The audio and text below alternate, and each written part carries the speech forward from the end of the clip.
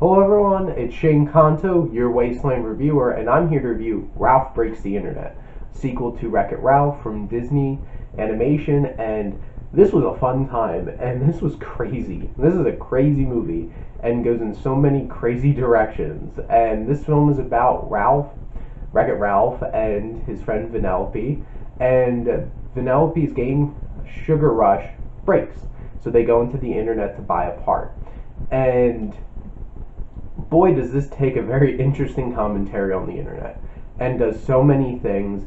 This film, on some level, does seem overstuffed with just references and like winking eyes about all kinds of little Easter eggs and stuff like that.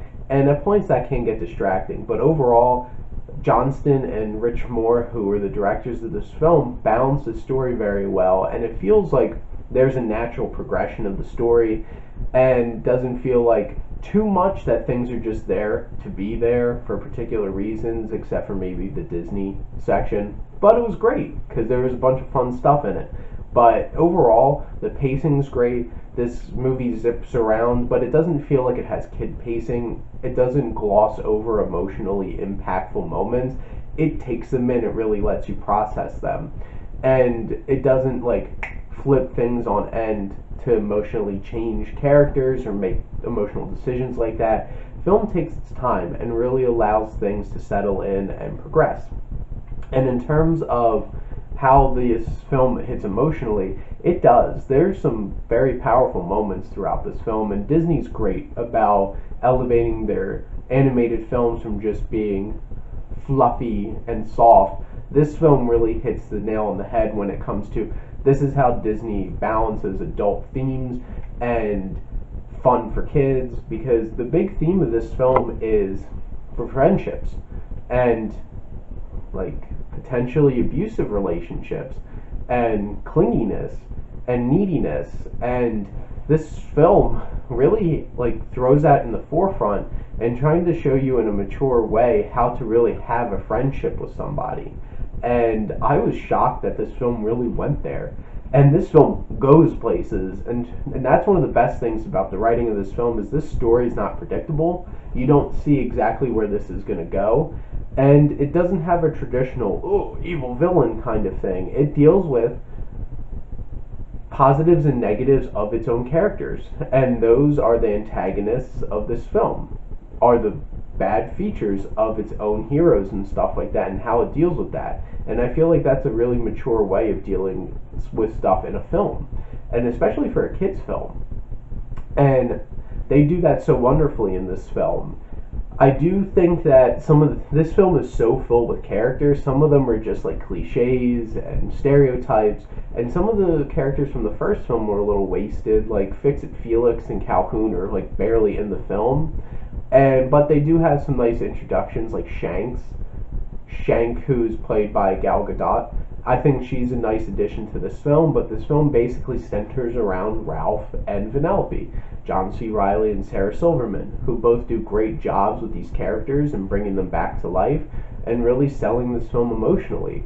Taraji P. Henson plays Yes, and she feels like just a caricature kind of thing. And that's a lot of the characters in this film, and I think that's one of the weaknesses of it, is like there's not a whole lot of depth to a lot of characters, because really not a whole lot of them have arcs, or like they're just kind of thrown in. Like all the Disney princesses, that was great, and they were fun scenes, but like they're just there, and honestly it was probably just for like grabbing attention and look what we can do.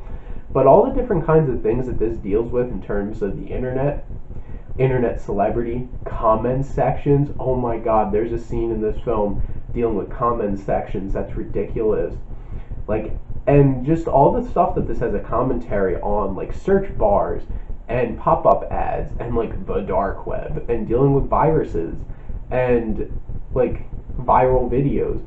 It deals with all these things in a smart and clever way and really makes it feel natural inside this film. And where this film goes, it goes to places and has a very unique and interesting climax to this film that I wasn't expecting, and I really enjoyed it. And I feel like how this film resolves is refreshing and different. And that's something I could highly appreciate about this film. and the music's great, and like the score, and then there's some songs that are brought up, and then even some covers of this one song that Vanellope sings that my friend Matt was sharing with me that's over the credits. Like, they do a really good job of putting this together. The animation is gorgeous.